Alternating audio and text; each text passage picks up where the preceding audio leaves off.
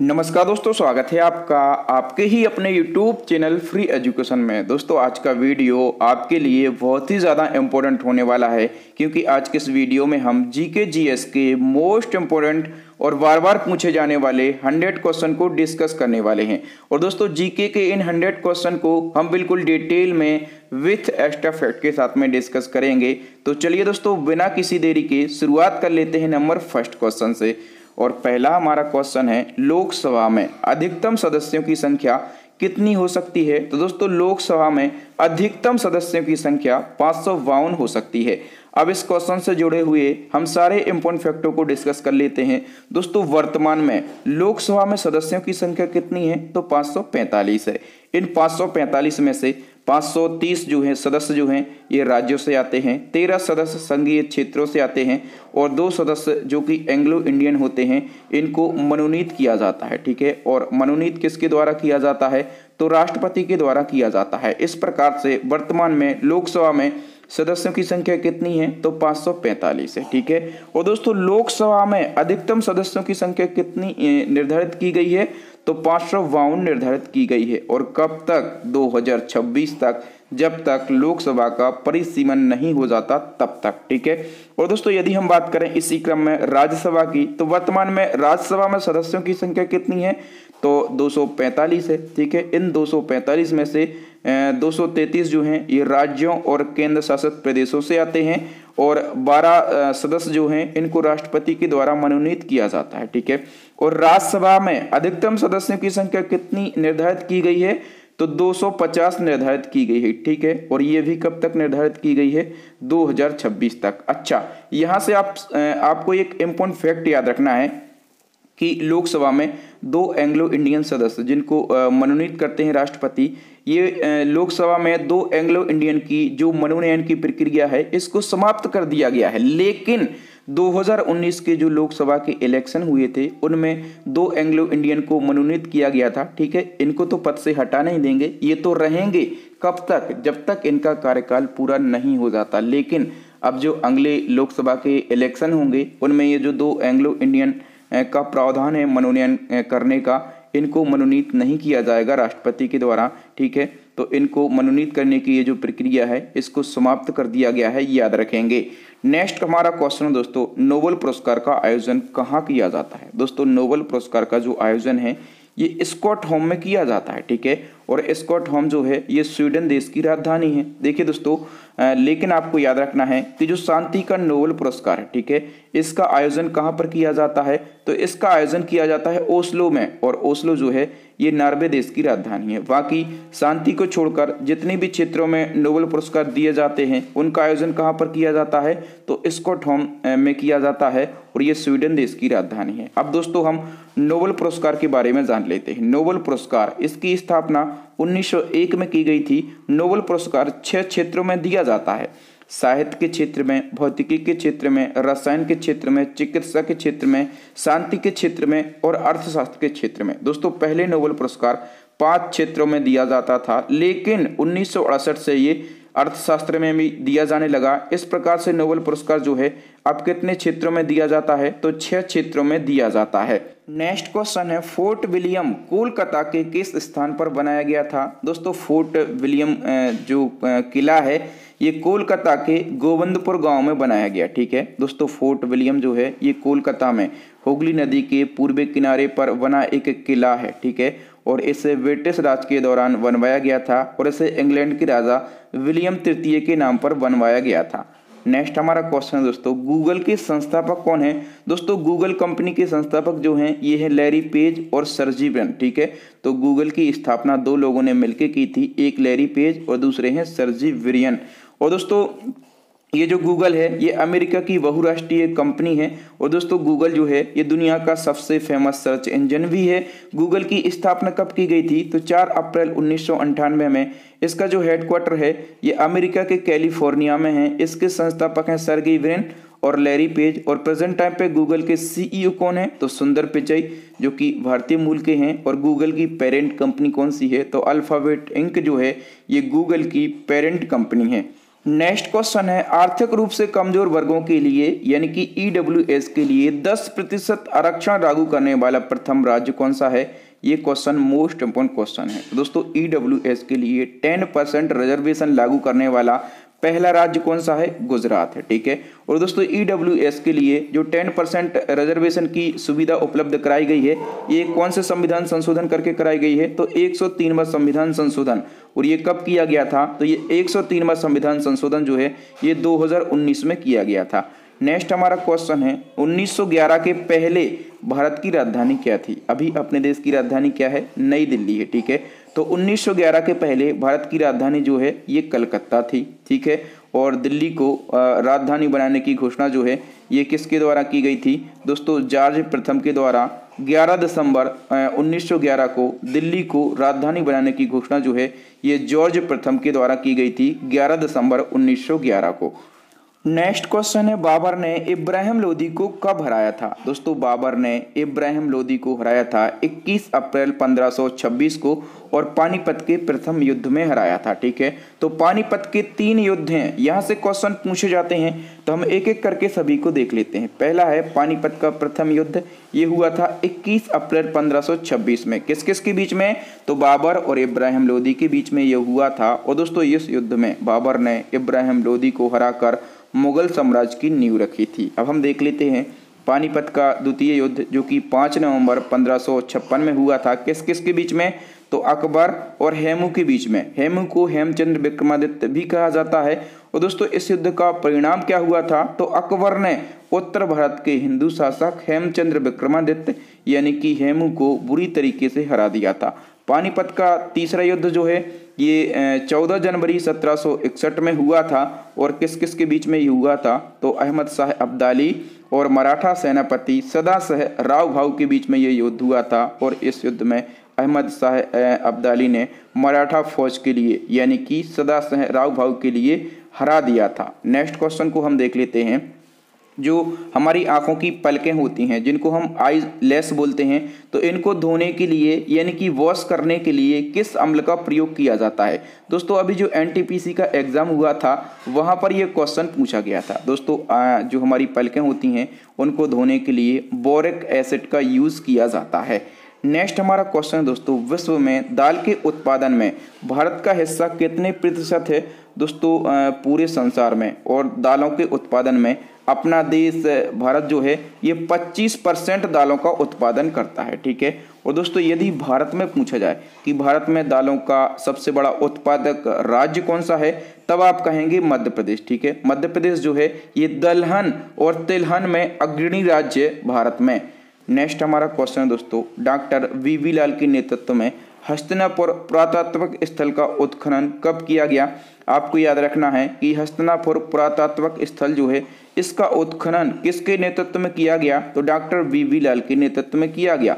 और कब किया गया, तो 1950 से 1952 में किया गया। ठीक है, और हस्तिनापुर पुरातात्विक स्थल जो है ये उत्तर प्रदेश के मेरठ जिले में स्थित है। और 1950 से 1952 में इस स्थल का उत्खनन जो है ये डॉक्टर वी लाल के नेतृत्व में किया गया था। नेक्स्ट हमारा क्वेश्चन है दोस्तों प्रथम महिला लोकसभा स्पीकर कौन है। दोस्तों प्रथम महिला लोकसभा स्पीकर यानी कि अध्यक्ष जो हैं ये हैं मीरा कुमारी। ठीक है, और मीरा कुमारी का जो पीरियड यानी कि कार्यकाल है ये 2009 से 2014 तक रहा। इसी क्रम में क्वेश्चन पूछा जाएगा कि प्रथम लोकसभा स्पीकर कौन थे, तो वो थे गणेश वासुदेव मावलंकर। ठीक है, नेक्स्ट हमारा क्वेश्चन दोस्तों नेशनल हाईवे 44 कहाँ से कहाँ तक है। दोस्तों नेशनल हाईवे 44 जो है ये श्रीनगर से कन्याकुमारी तक है। ठीक है, और इसकी टोटल लेंथ यानी कि लंबाई कितनी है, तो 3745 किलोमीटर इसकी टोटल लंबाई है। और दोस्तों नेशनल हाईवे 44 जो है ये भारत का सबसे लंबा नेशनल हाईवे है, याद रखना है आपको। और दोस्तों यदि आपको मेरे क्वेश्चन का लेवल और पढ़ाने का तरीका पसंद आ रहा है तो प्लीज़ अभी के अभी वीडियो को लाइक कर दें और अपने दोस्तों तक इस वीडियो को शेयर कर दें और अभी के अभी हमारे चैनल को सब्सक्राइब जरूर कर लें ताकि इसी प्रकार के इम्पोर्टेंट वीडियो के नोटिफिकेशन आपको मिल सकें। नेक्स्ट हमारा क्वेश्चन है मोतियों का शहर किस शहर को कहा जाता है। दोस्तों मोतियों का शहर जो है ये हैदराबाद को कहा जाता है, ठीक है। और हैदराबाद को निजाम का शहर भी कहा जाता है, ठीक है। याद रखना, मोतियों का शहर और निजाम का शहर किसको कहा जाता है, तो हैदराबाद शहर को कहा जाता है। नेक्स्ट हमारा क्वेश्चन है प्रथम रोबोट जिसे मानव का दर्जा दिया गया। दोस्तों प्रथम रोबोट कौन सा है जिसको मानव का दर्जा दिया गया, उस रोबोट का नाम है सोफिया, ठीक है। क्या नाम है, सोफिया नाम है। नेक्स्ट क्वेश्चन है चंद्रयान 2 कहां से लॉन्च किया गया था। दोस्तों जो चंद्रयान 2 है ये श्रीहरिकोटा के सतीश धवन अंतरिक्ष केंद्र से प्रेषित किया गया था, लॉन्च किया गया था। चंद्रयान 2 के बारे में हम जान लेते हैं। ये चंद्रयान मिशन 2 कब लॉन्च किया गया, तो 22 जुलाई 2019 को। और चंद्रयान मिशन 2 जो है ये किस संस्था के द्वारा लॉन्च किया गया, तो इसरो के द्वारा लॉन्च किया गया। चंद्रयान मिशन 2 जो है ये किस रॉकेट की मदद से लॉन्च किया गया, तो GSLV Mk3 M1 रॉकेट के द्वारा चंद्रयान मिशन 2 जो है इसको लॉन्च किया गया था, ठीक है। चंद्रयान और चंद्रयान मिशन 2 दोनों से क्वेश्चन आपके एग्जाम में पूछे जाते हैं। नेक्स्ट क्वेश्चन है सुएज नहर की लंबाई कितनी है। दोस्तों सुएज नहर इसकी लगभग लंबाई जो है 193 किलोमीटर है, ठीक है। सुएज नहर के बारे में इंपॉर्टेंट फैक्टों को हम देख लेते हैं। दोस्तों सुएज नहर का निर्माण जो है ये फ्रांसीसी इंजीनियर फर्डिनेंड की देखरेख में हुआ था, ठीक है। और इस नहर का निर्माण जो है ये 1858 में शुरू हुआ था और मुख्य रूप से ये जो नहर है ये व्यापार के लिए बनाई गई थी। और दोस्तों सुएज नहर जो है इसको ये सुएज नहर जो है ये भूमध्य सागर और लाल सागर को जोड़ती है। ये मोस्ट इंपोर्टेंट फैक्ट है। सुएज नहर किस किस को जोड़ती है, तो ये भूमध्य सागर और लाल सागर को जोड़ती है, ठीक है। सुएज नहर जो है ये मिस्र में स्थित है। इसकी टोटल लंबाई कितनी है, अभी मैंने आपको बताया कि इसकी टोटल लंबाई लगभग 193 किलोमीटर है। दोस्तों क्वेश्चन तो एक है लेकिन उस क्वेश्चन से जुड़े सारे इंपॉर्टेंट फैक्टों को हम डिस्कस करते हैं, क्योंकि पढ़ाने का सबसे अच्छा तरीका यही होता है, यही कहलाती है प्रॉपर वे में पढ़ाई और नॉन स्टॉप पढ़ाई, ठीक है, जो कि आपको केवल और केवल फ्री एजुकेशन यूट्यूब चैनल पर मिलेगी। तो प्लीज अभी के अभी वीडियो को लाइक कर दें। नेक्स्ट हमारा क्वेश्चन है लोकसभा एवं राज्यसभा की संयुक्त बैठक की अध्यक्षता कौन करता है। दोस्तों लोकसभा और राज्यसभा की जो संयुक्त बैठक होती है इसकी अध्यक्षता करता है लोकसभा अध्यक्ष। अब दोस्तों इस क्वेश्चन के हम सारे इंपॉर्टेंट फैक्टों को समझ लेते हैं। दोस्तों एक अनुच्छेद है अनुच्छेद 108 और अनुच्छेद 108 के तहत संसद की जो संयुक्त बैठक होती है राज्यसभा और लोकसभा की, इसको कौन बुलाता है, तो राष्ट्रपति बुलाता है अनुच्छेद 108 के द्वारा। लेकिन पूछा जाए कि इस बैठक की अध्यक्षता कौन करता है, तो लोकसभा अध्यक्ष करता है। और यदि लोकसभा अध्यक्ष उपस्थित नहीं है तो इसकी अध्यक्षता कौन करेगा, तो लोकसभा उपाध्यक्ष जो है इस संयुक्त बैठक की अध्यक्षता करेगा लोकसभा अध्यक्ष की अनुपस्थिति में, ठीक है। सारे फैक्ट आपको याद रख लेना है। आप चाहें तो इन फैक्टों को नोट डाउन भी कर सकते हैं। इस प्रकार के फैक्ट आपको किसी भी बुक में नहीं मिलेंगे। नेक्स्ट हमारा क्वेश्चन है फलों का स्वाद किस शर्करा के कारण मीठा होता है। फलों का स्वाद जो है ये मीठा होता है शर्करा के कारण, लेकिन शर्करा के भी प्रकार होते हैं, ठीक है। तो जो फ्रक्टोज शर्करा है इसके कारण फलों का स्वाद मीठा होता है। नेक्स्ट हमारा क्वेश्चन है पौधों में गैसों का विनिमय कहाँ से होता है। दोस्तों पौधों में गैसों का विनिमय जो है ये बातरंध से होता है। बातरंध को हम इंग्लिश में क्या कहते हैं, तो स्टोमेटा कहते हैं। नेक्स्ट हमारा क्वेश्चन है जैन धर्म के 24वें तीर्थंकर कौन थे। जैन धर्म में कितने तीर्थंकर हुए हैं, तो 24 हुए हैं।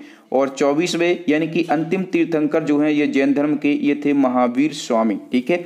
और महावीर स्वामी का जन्म हुआ था 599 ईसा पूर्व और कहाँ पर, तो वैशाली के निकट कुंडल ग्राम में इनका जन्म हुआ था। और इनकी माँ का नाम था त्रिशला और इनके पिता का नाम था सिद्धार्थ।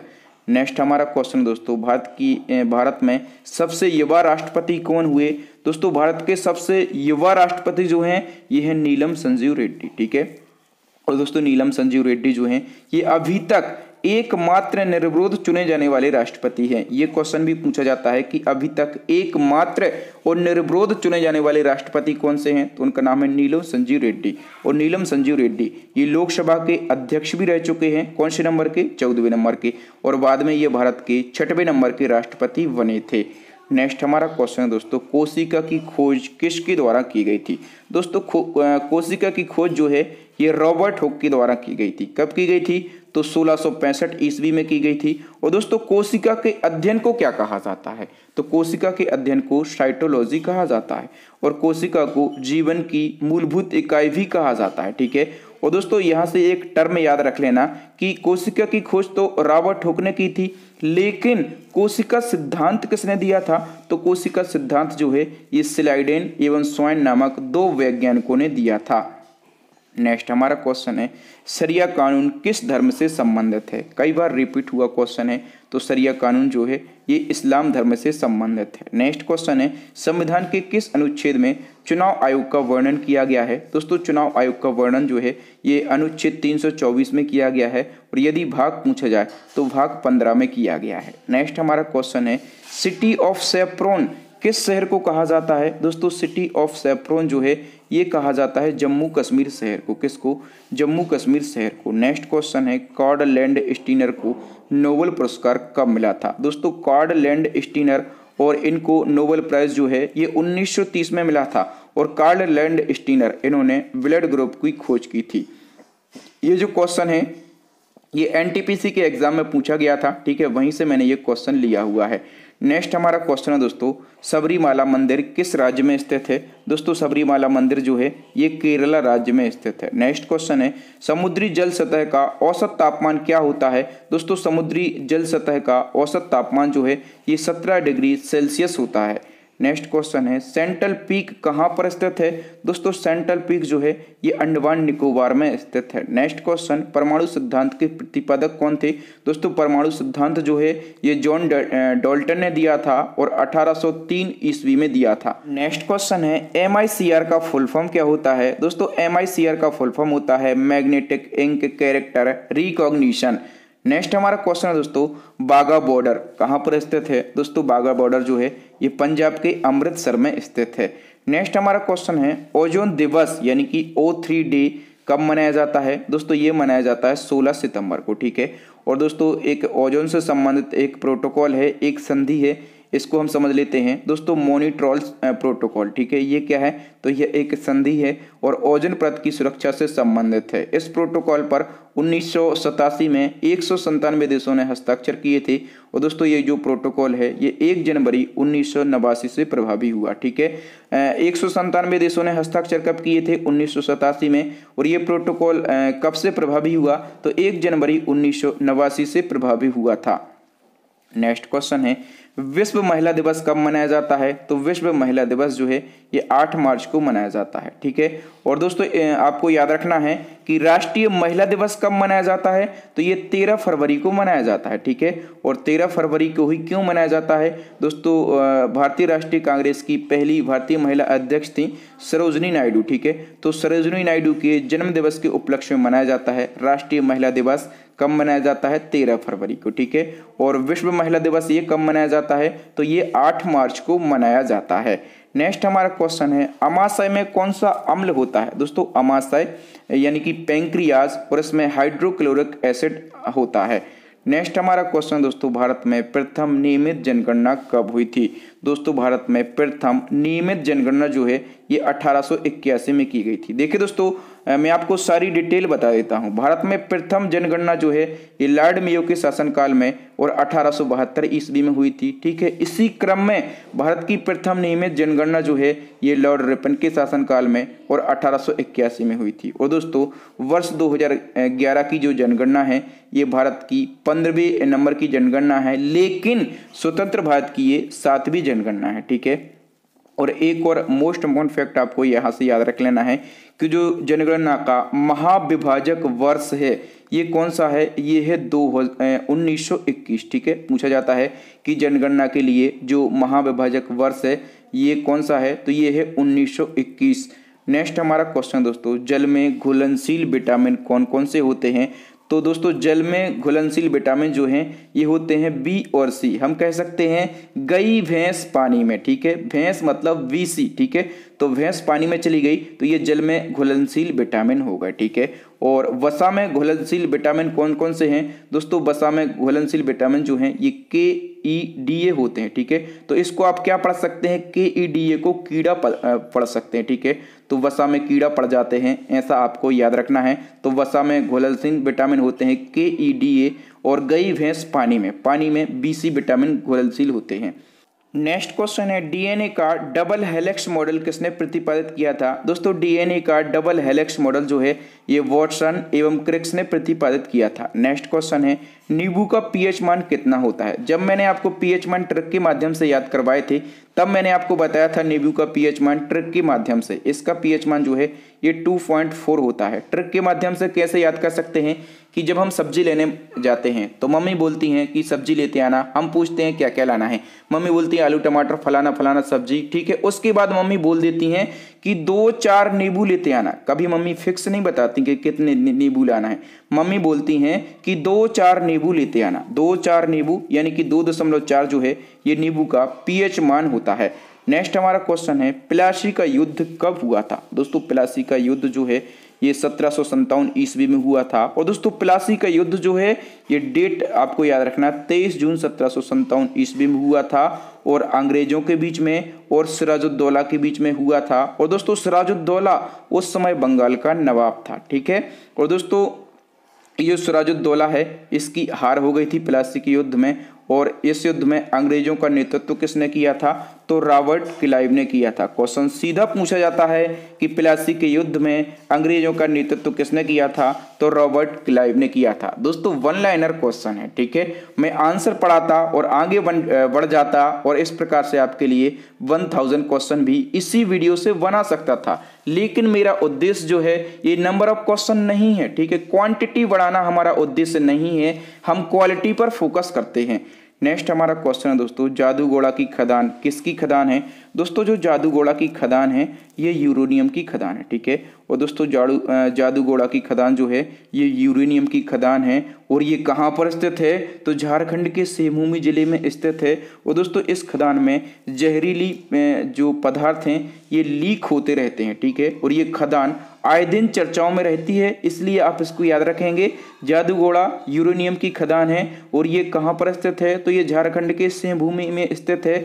और दोस्तों जो यूरेनियम है, ठीक है, यूरेनियम को क्या कहा जाता है? तो आशा की धातु कहा जाता है, यानी कि मेटल ऑफ होप किसको कहा जाता है? तो यूरेनियम धातु को कहा जाता है। नेक्स्ट हमारा क्वेश्चन है, लाल बहादुर शास्त्री की समाधि का नाम क्या है? दोस्तों लाल बहादुर शास्त्री की समाधि का नाम है विजय घाट, और ये कहाँ पर स्थित है? तो ये नई दिल्ली में स्थित है। नेक्स्ट क्वेश्चन है, पर्यावरण संरक्षण अधिनियम किस वर्ष पारित हुआ था? दोस्तों पर्यावरण संरक्षण अधिनियम जो है ये पारित हुआ था 1986 में। नेक्स्ट हमारा क्वेश्चन है दोस्तों, यूरिया का फार्मूला कई बार पूछा जाता है, यूरिया का फार्मूला क्या होता है? तो CH4N2O जो है ये यूरिया का फार्मूला होता है। नेक्स्ट क्वेश्चन, URL का फुल फॉर्म, URL का फुल फॉर्म जो है ये यूनिफॉर्म रिसोर्स लोकेटर होता है। नेक्स्ट हमारा क्वेश्चन दोस्तों, कंप्यूटर का दिमाग यानी कि ब्रेन ऑफ कंप्यूटर किसको कहा जाता है? तो CPU को कहा जाता है। नेक्स्ट क्वेश्चन है, NIU का फुल फॉर्म क्या होता है? तो नेटवर्क इंटरफेस यूनिट जो है ये NIU का फुल फॉर्म होता है। नेक्स्ट हमारा क्वेश्चन है, एशिया का सबसे बड़ा मरुस्थल कौन सा है? दोस्तों एशिया का सबसे बड़ा मरुस्थल जो है ये है गोबी मरुस्थल, ठीक है। और दोस्तों गोबी मरुस्थल जो है यह एक ठंडा मरुस्थल है, इसका अधिकांश भाग किस देश में आता है? तो मंगोलिया देश में आता है, ठीक है। तो गोबी मरुस्थल पूछा जाता है ये किस देश में स्थित है? तो मंगोलिया देश में स्थित है। और दोस्तों थार का मरुस्थल ये भारत का सबसे बड़ा मरुस्थल है, ठीक है, याद रखना। गोबी मरुस्थल एशिया का सबसे बड़ा मरुस्थल, और थार का मरुस्थल ये भारत का सबसे बड़ा मरुस्थल है। नेक्स्ट क्वेश्चन है, लोक नियोजन के विषय में अवसर की समता का उल्लेख किस अनुच्छेद में किया गया है? दोस्तों लोक नियोजन के विषय में अवसर की समानता होगी ये वर्णन किया गया है अनुच्छेद 16 में। नेक्स्ट हमारा क्वेश्चन है, बारालाचा दर्रा किस राज्य में स्थित है? दोस्तों बारालाचा दर्रा जो है ये हिमाचल प्रदेश में स्थित है। नेक्स्ट क्वेश्चन, आलू अनुसंधान केंद्र कहाँ पर स्थित है? तो हिमाचल प्रदेश के शिमला में स्थित है आलू अनुसंधान केंद्र। नेक्स्ट क्वेश्चन है, भारत की प्रथम महिला नोबेल पुरस्कार विजेता मदर टेरेसा को नोबेल पुरस्कार किस क्षेत्र में दिया गया था? हम सभी लोग जानते हैं कि भारत की प्रथम महिला नोबेल पुरस्कार विजेता कौन है? Mother Teresa. लेकिन क्वेश्चन में पूछा गया है कि इनको किस क्षेत्र में नोबेल पुरस्कार दिया गया था? दोस्तों इनको शांति के क्षेत्र में नोबेल पुरस्कार दिया गया था मदर टेरेसा को, 1979 में और शांति के क्षेत्र में नोबेल पुरस्कार से सम्मानित किया गया था। और नोबेल पुरस्कार पाने वाले यदि हम प्रथम भारतीय की बात करें तो कौन है? रविन्द्रनाथ टैगोर हैं और इनको 1913 में साहित्य के क्षेत्र में नोबेल पुरस्कार दिया गया था और इनकी रचना गीतांजलि के लिए इनको ये पुरस्कार दिया गया था। नेक्स्ट हमारा क्वेश्चन है पचमढ़ी बायोस्फीयर रिजर्व कहाँ पर स्थित है? दोस्तों पचमढ़ी बायोस्फीयर रिजर्व जो है ये मध्य प्रदेश के सतपुड़ा रेंज में स्थित है और दोस्तों इसको यूनेस्को द्वारा 2009 में बायोस्फीयर रिजर्व घोषित किया गया था। Next question Kalaripayattu martial art किस राज्य से संबंधित है? दोस्तों कलारीपट्टू मार्शल आर्ट जो है ये केरला का मार्शल आर्ट है। नेक्स्ट क्वेश्चन को देख लेते हैं। नर्मदा नदी द्वारा बनाया गया दुग्धधारा जलप्रपात मध्य प्रदेश के किस जिले में स्थित है? दुग्धधारा जलप्रपात ये नर्मदा नदी के द्वारा बनाया गया जलप्रपात है और ये मध्य प्रदेश के अनूपपुर जिले में स्थित है। तो दोस्तों नर्मदा नदी के द्वारा कई जलप्रपात बनाए जाते हैं और जो कि क्वेश्चन पूछे भी जाते हैं एग्जाम में। तो एक बनाया जाता है कपिलधारा जलप्रपात और दूसरा दुग्धधारा जलप्रपात और ये दोनों जलप्रपात जो हैं ये अनूपपुर जिले में स्थित है। ठीक है। और धुआंधार जलप्रपात जो है ये भेड़ाघाट जबलपुर जिले में स्थित है। और दोस्तों चौथा है सहस्त्रधारा जलप्रपात। ठीक है। ये कहाँ पर स्थित है? तो ये खरगोन जिले के महेश्वर में स्थित है। और दोस्तों ये चारों जलप्रपात जो हैं ये नर्मदा नदी के द्वारा बनाए जाते हैं। नेक्स्ट हमारा क्वेश्चन है किस अनुच्छेद के तहत राज्यों में राज्यपाल को क्षमादान संबंधी शक्तियां प्रदान की गई हैं? दोस्तों राज्यों में राज्यपाल को क्षमादान संबंधी शक्तियां जो हैं ये अनुच्छेद 161 में प्रदान की गई हैं। और दोस्तों अनुच्छेद 72 ये भी आपको याद रखना है। अनुच्छेद 72 के द्वारा जो राष्ट्रपति हैं इनको क्षमादान संबंधी शक्तियां प्रदान की गई हैं। नेक्स्ट हमारा क्वेश्चन है सेंट्रल पॉपुलेशन कंट्रोल बोर्ड, इसको शॉर्ट में सीबी कहा जाता है, इसकी स्थापना कब की गई थी? दोस्तों सेंट्रल पॉपुलेशन कंट्रोल बोर्ड जो है इसकी स्थापना 1974 में की गई थी और इसका जो हेडक्वार्टर है ये न्यू दिल्ली के अंदर स्थित है। नेक्स्ट क्वेश्चन है जलियांवाला बाग हत्याकांड कब हुआ था? दोस्तों जलियांवाला बाग हत्याकांड जो है ये 13 अप्रैल 1919 को हुआ था और वैशाखी के दिन हुआ था। नेक्स्ट हमारा क्वेश्चन है भारतीय राष्ट्रीय कांग्रेस के किस अधिवेशन की अध्यक्षता महात्मा गांधी जी के द्वारा की गई? ये क्वेश्चन कई बार रिपीट हुआ क्वेश्चन है। दोस्तों भारतीय राष्ट्रीय कांग्रेस का जो बेलग्राम अधिवेशन है, ठीक है, ये 1924 में हुआ था और इसकी अध्यक्षता गांधी जी के द्वारा की गई थी। ये कांग्रेस का 39वें नंबर का अधिवेशन था। ठीक है। और गांधी जी केवल एक ही कांग्रेस के अधिवेशन के अध्यक्ष बने हैं। ठीक है। और दोस्तों ये कौन सा अधिवेशन था? तो बेलग्राद अधिवेशन था। और बेलग्राद किस राज्य में स्थित है? तो ये कर्नाटक राज्य का एक शहर है। नेक्स्ट क्वेश्चन है कावेरी जल विवाद किन दो राज्यों के बीच में है? दोस्तों कावेरी जल विवाद जो है ये कर्नाटक और तमिलनाडु के बीच में है। दोस्तों कावेरी एक अंतर्राज्य की नदी है जो मुख्यतः कर्नाटक और तमिलनाडु में बहती है। और दोस्तों इन्हीं दो राज्यों के बीच में इस नदी को बंटवारे को लेकर विवाद चल रहा है। और दोस्तों यहाँ से आपको याद रखना है कि जो अंतर्राज्य की नदी जल विवाद होते हैं इनके निपटारे के लिए भारतीय संविधान का एक अनुच्छेद है, अनुच्छेद 262। ठीक है। तो अनुच्छेद 262 जो है ये अंतर्राज्य की नदी जल विवाद के निपटारे से संबंधित है। नेक्स्ट हमारा क्वेश्चन है यूनिसेफ का मुख्यालय कहाँ पर स्थित है? दोस्तों यूनिसेफ का मुख्यालय जो है ये अमेरिका के न्यूयॉर्क में स्थित है। ठीक है। यूनिसेफ की बात हुई है, इसका फुल फॉर्म होता है United Nation International Children's Emergency Fund, इसको हिंदी में संयुक्त राष्ट्र बाल कोष कहते हैं। इसकी स्थापना 1946 में की गई थी और इसका जो हेडक्वार्टर है ये अमेरिका के न्यूयॉर्क शहर में स्थित है। नेक्स्ट क्वेश्चन है हुमायूंनामा की रचना किसने की थी? दोस्तों हुमायूंनामा की रचना जो है ये गुलबदन बेगम के द्वारा की गई थी। नेक्स्ट हमारा क्वेश्चन है हड़प्पा सभ्यता की खोज किसने की थी? दोस्तों हड़प्पा सभ्यता की खोज जो है ये दयाराम साहनी ने की थी और 1921 में की थी। और दोस्तों हड़प्पा जो है ये रावी नदी के किनारे स्थित है। और दोस्तों हड़प्पा सभ्यता जो है ये किस आकार में फैली हुई है? तो ये त्रिभुजाकार में फैली हुई है। ठीक है। ये जो मैंने फैक्ट लिखे हुए हैं ये सारे फैक्ट एज अ क्वेश्चन है। ठीक है। और ये क्वेश्चन के रूप में ही पूछे जाते हैं, इसलिए इनको बहुत ही अच्छे से आप मेरे साथ में ही याद करते चलिएगा। नेक्स्ट क्वेश्चन है राज तरंगिणी के लेखक कौन है? दोस्तों राज तरंगिणी जो लेखक है पुस्तक है इसके लेखक हैं कल्हण, ठीक है। और दोस्तों राष्ट्ररंगिणी पुस्तक में कश्मीर के इतिहास का वर्णन किया गया है। नेक्स्ट क्वेश्चन है मुखर्जी राष्ट्रीय उद्यान कहाँ पर स्थित है। दोस्तों मुखर्जी राष्ट्रीय उद्यान जो है ये केरला राज्य में स्थित है। नेक्स्ट क्वेश्चन है कैबिनेट मिशन भारत कब आया। तो मार्च 1946 में कैबिनेट मिशन भारत आया था। नेक्स्ट क्वेश्चन शेरशाह सूरी का जन्म स्थल कहाँ है। दोस्तों शेरशाह सूरी का जो जन्म स्थल है ये है बिहार के सासाराम में, ठीक है। और याद रखना शेरशाह सूरी का मकबरा भी बिहार के सासाराम में ही स्थित है। नेक्स्ट क्वेश्चन सबसे लंबी रोड सुरंग कौन सी है। दोस्तों सबसे लंबी रोड सुरंग जो है ये है अटल टनल। नेक्स्ट क्वेश्चन है वीसी राय पुरस्कार किस क्षेत्र में दिया जाता है। दोस्तों वीसी राय पुरस्कार जो है ये औषधि के क्षेत्र में दिया जाता है, ठीक है। और वीसी राय जो हैं इनका पूरा नाम क्या है।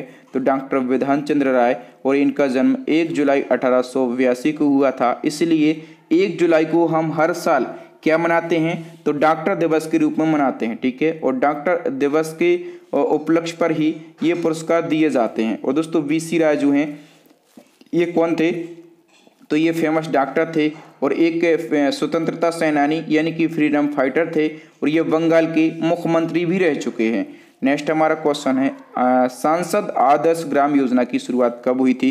दोस्तों सांसद आदर्श ग्राम योजना इसकी शुरुआत 2014 से हुई थी, और अक्टूबर 2014 को गांवों के विकास के लिए प्रधानमंत्री मोदी जी ने सांसद आदर्श ग्राम योजना की शुरुआत की थी। इसके तहत क्या होगा, तो देश के जितने भी सांसद हैं सभी सांसदों को 1 साल के लिए एक गांव को गोद लेना होगा, ठीक है। और उस गांव का क्या करना होगा, उस गांव का विकास करना होगा, उस गांव में डेवलपमेंट करनी होगी। नेक्स्ट हमारा क्वेश्चन है चूना पानी का सूत्र क्या होता है। दोस्तों चूना पानी इसको हम लाइम वाटर भी बोलते हैं, और इसका सूत्र जो है ये CaOH होता है, ठीक है। और चूना पानी को कैल्शियम हाइड्रोक्साइड भी कहा जाता है। नेक्स्ट क्वेश्चन है आईसीसी का मुख्यालय कहाँ पर स्थित है। दोस्तों आईसीसी का मुख्यालय जो है ये दुबई में स्थित है। अब बात आईसीसी की हुई है, इसका फुल फॉर्म होता है इंटरनेशनल क्रिकेट काउंसिल, हिंदी में अंतर्राष्ट्रीय क्रिकेट परिषद हम इसको कहते हैं। जो आईसीसी है ये पूरे वर्ल्ड में क्रिकेट का आयोजन करवाता है। हम ये कह सकते हैं कि जो आईसीसी है ये क्रिकेट का एक वर्ल्ड लेवल का बोर्ड है। नेक्स्ट को और हम बात करें इसकी स्थापना 1909 में की गई थी। इसका जो हेडक्वार्टर है ये संयुक्त अरब अमीरात के दुबई में स्थित है। नेक्स्ट हमारा क्वेश्चन है बाबर के पिताजी का नाम क्या था। दोस्तों बाबर के पिता का नाम था उमर मिर्जा, ठीक है। और बाबर कौन था, तो बाबर जो है ये मुगल वंश का संस्थापक था। प्रश्न मुगल वंश की स्थापना कब की थी, तो 1526 ईस्वी में इसने मुगल वंश की स्थापना की थी। नेक्स्ट क्वेश्चन है स्टैच्यू ऑफ यूनिटी कब बनकर तैयार हुआ। दोस्तों स्टैच्यू ऑफ यूनिटी जो है ये बनकर तैयार हुआ था 2018 में।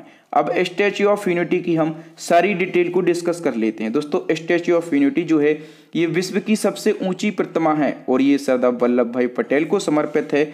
और ये कहाँ पर स्थित है, तो गुजरात में नर्मदा नदी के किनारे और नर्मदा जिले में ये प्रतिमा बनी हुई है। ये विश्व की सबसे ऊंची प्रतिमा है। तो इसकी हाइट कितनी है, 182 मीटर। और इसको बनाने वाले मूर्तिकार कौन थे, तो रामवीर सूतार थे। और इसका लोकार्पण मोदी जी के द्वारा 31 अक्टूबर 2018 को किया गया था, ठीक है। 31 अक्टूबर यहाँ से याद रखना, 31 अक्टूबर सरदार पटेल का जन्म दिवस होता है, ठीक है।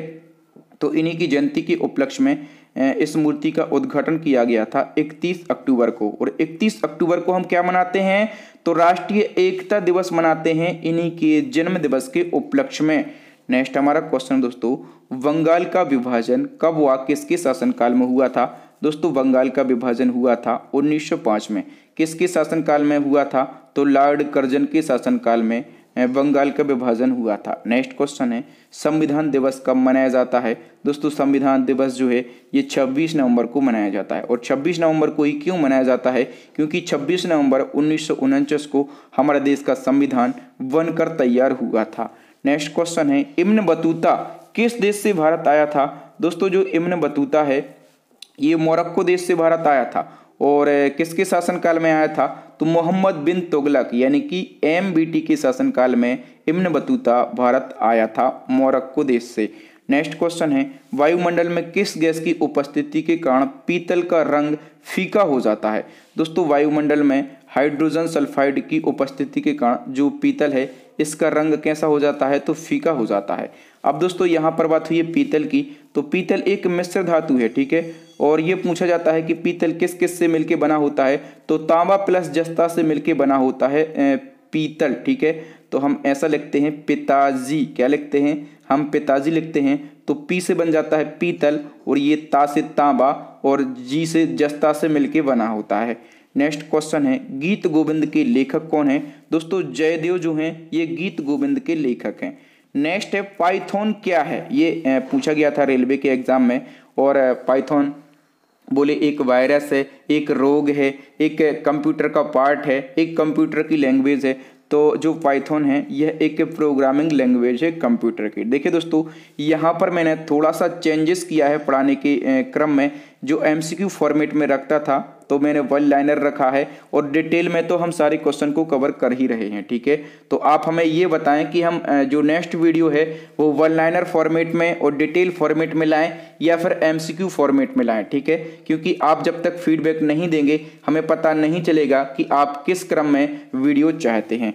नेक्स्ट क्वेश्चन है राक्षस ताल झील किस राज्य में स्थित है, तो ये उत्तराखंड में स्थित है। नेक्स्ट क्वेश्चन है दाब का एसआई मात्रक क्या होता है, तो दाब का एसआई मात्रक पास्कल होता है।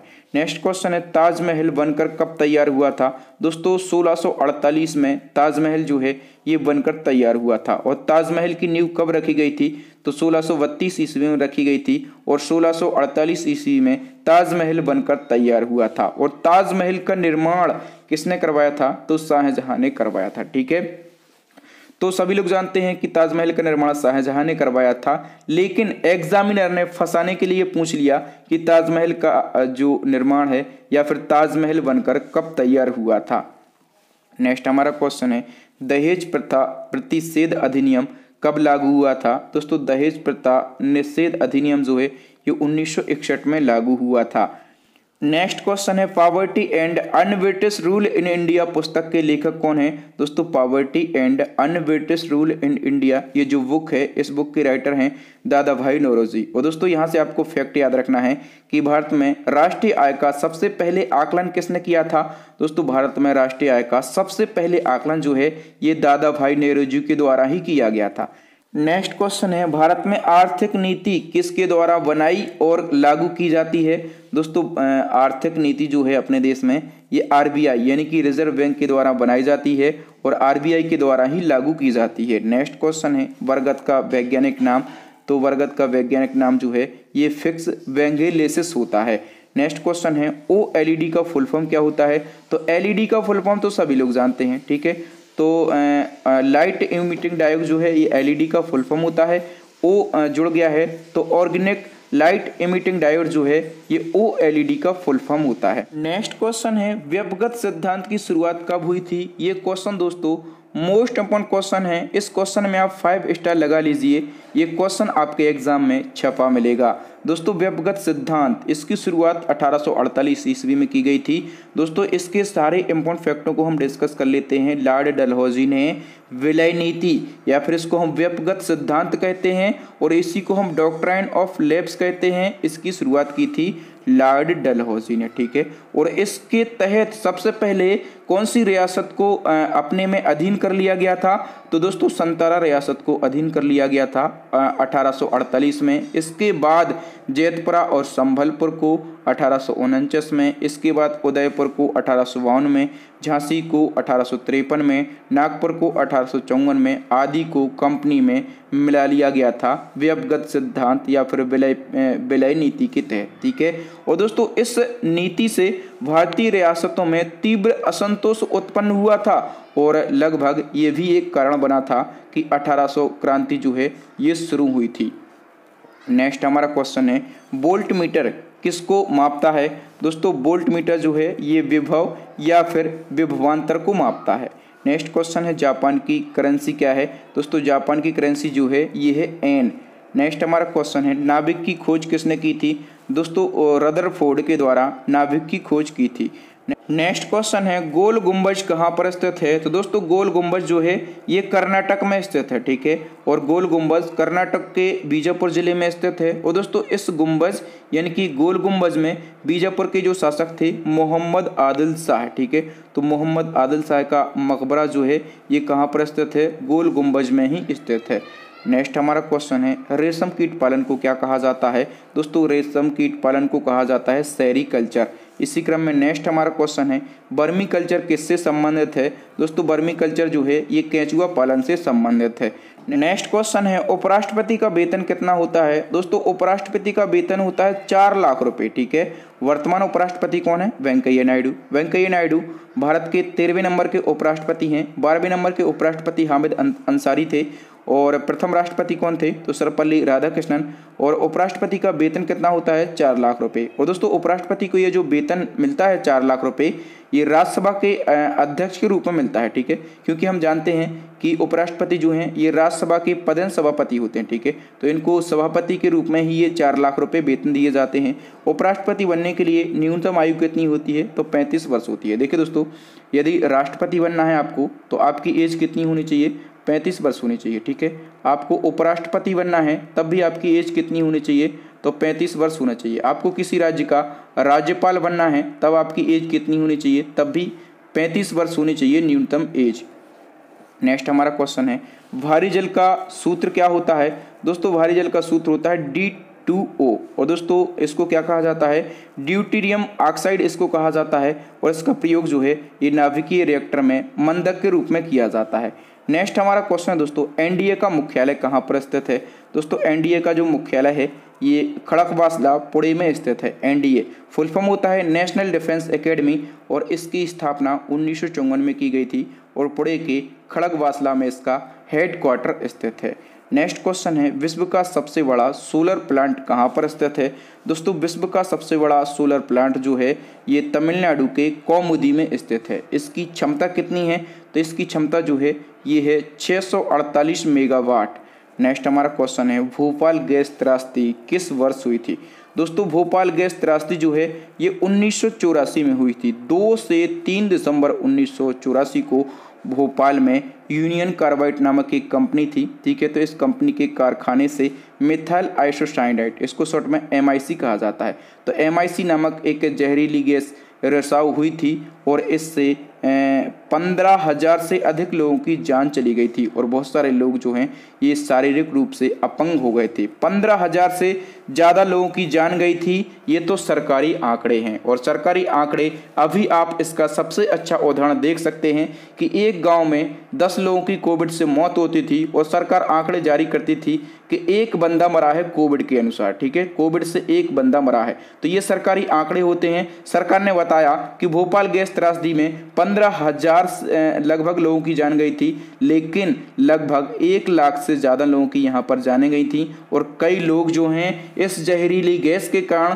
शारीरिक रूप से अपंग हो गए थे, ठीक है। कंपनी का नाम आपको याद रखना है, यूनियन कार्बाइड नामक कंपनी थी और मिथाइल आइसोसाइनाइड नामक जहरीली गैस का रिसाव हुआ था। तो मिथाइल आइसोसाइनाइड नामक एक जो जहरीली गैस है इसका फॉर्मूला पूछा जाता है, तो C2H3NO जो है इसका फॉर्मूला होता है। ये भी एग्जाम में कई बार रिपीट होता है। दोस्तों यहाँ पर हमने 100 क्वेश्चन को डिस्कस किया और 100 क्वेश्चन को बिल्कुल डिटेल में विथ एक्स्ट्रा फैक्ट के साथ में डिस्कस किया। यदि हम फैक्टों की बात करें तो लगभग हमने यहाँ पर 1000 से ज़्यादा फैक्ट पढ़ लिए होंगे। और दोस्तों आपको वीडियो कैसा लगा ईमानदारी से कमेंट करके बताएं और अपना फीडबैक भी दें, क्योंकि आपके जो पॉजिटिव फीडबैक हैं ये हमें अंदर से एनर्जी देते हैं और इसी प्रकार से रात रात भर जाग कर आपके लिए वीडियो बनाने के लिए मजबूर कर देते हैं। वीडियो अच्छा लगा हो तो प्लीज़ अभी के अभी वीडियो को लाइक कर दें, अपने दोस्तों के साथ में इस वीडियो को शेयर करें।